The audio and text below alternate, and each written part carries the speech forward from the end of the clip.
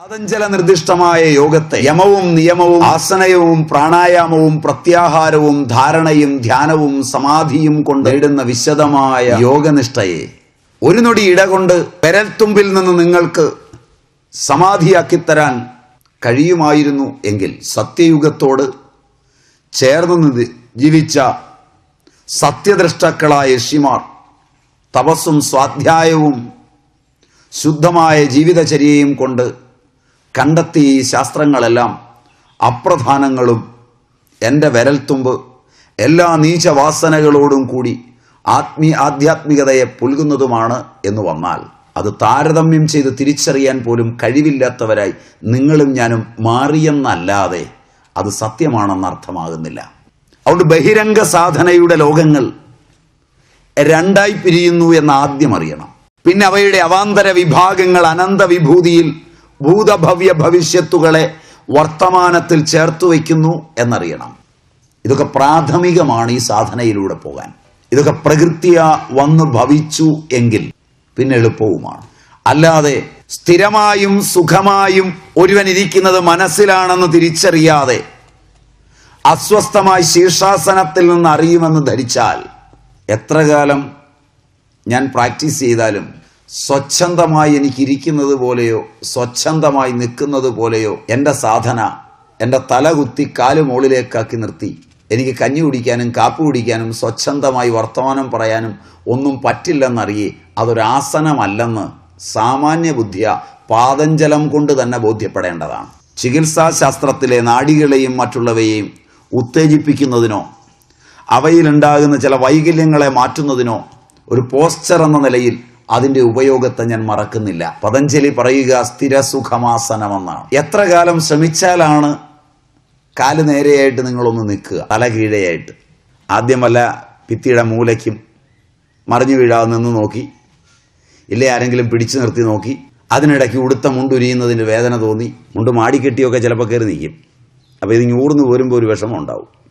പിന്നെയാണ് ഇങ്ങനെ നിന്നുകൊണ്ട് പറ്റുകയില്ലെന്ന് വിചാരിച്ച ട്രൗസറോ അതുമല്ലെങ്കിൽ ലങ്കോട്ടിയോ ഒക്കെ ആകാമെന്ന് തീരുമാനിക്കുന്നത്. ഇപ്പം നിൽക്കാറായാലും ഒരാൾ കാപ്പിയും കൊണ്ടുവന്നാൽ സ്ഥിരവും സുഖവുമല്ല. ആസനം സ്ഥിര സുഖമാണ്, നിർവചനത്തിൽ തന്നെയുണ്ട്. അതുകൊണ്ട് ഈ ആസന പ്രക്രിയകളിൽ പ്രയോജനമില്ല എന്ന് ഞാൻ പറഞ്ഞുവെന്ന് അർത്ഥമാക്കുന്ന ചിലരുണ്ടാവും. അല്ല, ആധ്യാത്മിക തലങ്ങളിലേക്കുള്ള സമാധി പരിശീലനത്തിലേക്കുള്ള ആസന വിഭാഗങ്ങളിൽ ഇവ പര്യാപ്തമല്ലെന്ന് മാത്രമാണ് പറഞ്ഞത്. ചില രോഗങ്ങളെ ചികിത്സിക്കുമ്പോഴോ ചില നാഡികളെ ശുദ്ധീകരിക്കുമ്പോഴോ ചില അവസ്ഥകളെ നേരെയാക്കുമ്പോഴോ ഈ പോസ്ചറുകൾക്ക് അതിൻ്റെതായ പ്രാധാന്യമുണ്ടെന്ന് മറക്കണ്ട. രണ്ടും തമ്മിലുള്ള ഭേദം തിരിച്ചറിയണം. അപ്പം അതുകൊണ്ട് സ്ഥിരമായും സുഖമായും ഒരിടത്തിരിക്കാൻ എപ്പോഴാണ് സ്ഥിരമായി ഒരിടത്തിരിക്കാൻ പറ്റുന്നത്?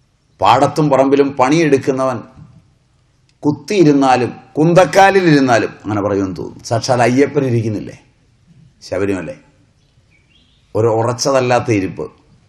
നിങ്ങളും അങ്ങനെ ഇരിക്കാറുണ്ടല്ലോ ദിവസവും. സ്ഥലം വേറെയാണെന്നുള്ളതേ ഉള്ളൂ. ഞാൻ മറന്നുപോയി, ഇപ്പം നിങ്ങൾ അങ്ങനെ ഇരിക്കാറില്ല, കാരണം യൂറോപ്യനാണല്ലോ.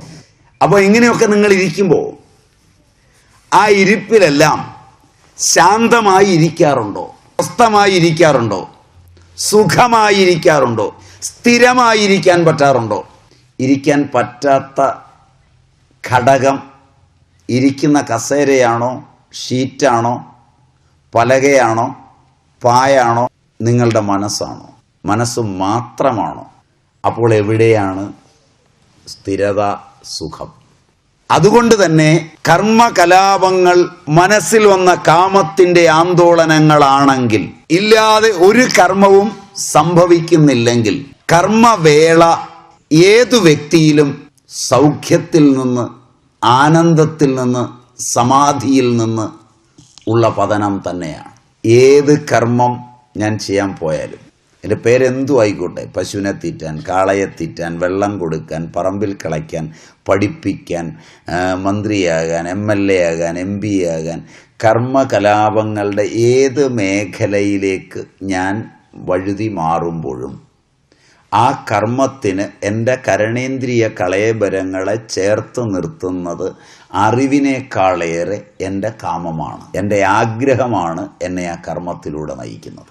ആവശ്യം എന്ന പദം പോലും ഞാൻ അംഗീകരിക്കുന്നില്ല. 90% എൻ്റെ കർമ്മങ്ങളും എൻ്റെ ജീവിത നിർവഹണത്തിൻ്റെ ആവശ്യങ്ങളുടെ പട്ടികയിൽ ഒന്നും പെടാത്തതാണ്. ആവശ്യത്തെ സാധുവാക്കുന്നത് അകാമമാണ്.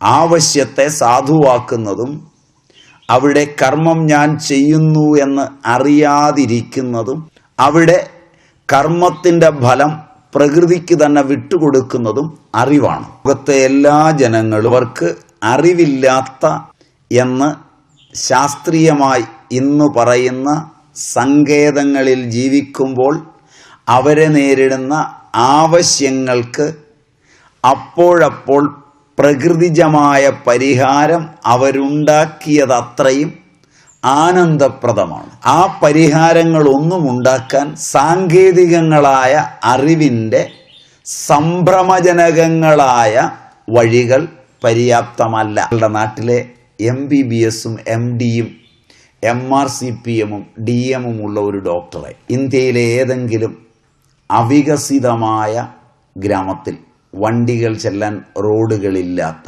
മെഡിക്കൽ ഫാർമസികളും തുറന്നിട്ടില്ലാത്ത, ആശുപത്രി കെട്ടിടങ്ങളും മറ്റുള്ളതും ഇല്ലാത്ത തികച്ചും അവികസിതമായ ഒരു ഗ്രാമത്തിൽ 1000-ഓ 2000-ഓ ആൾക്കാർ താമസിക്കുന്ന ഒരു ഏരിയയിൽ അയാളുടെ അറിവുകളും വെച്ച് അയാൾ എത്തി അവിടെ നിൽക്കുമ്പോൾ പെട്ട ഒരാൾക്ക് ഏതെങ്കിലും രോഗമുണ്ടായ അത് കണ്ടുപിടിക്കാൻ, അതിന് ചികിത്സ നിർദ്ദേശിക്കാൻ, അതിനുള്ള മരുന്ന് എടുത്തു കൊടുക്കാൻ പറ്റാതെ അയാൾ വിഷമിക്കുക മാത്രമാണ് ചെയ്യുക. അയാൾ ചൂടാവും.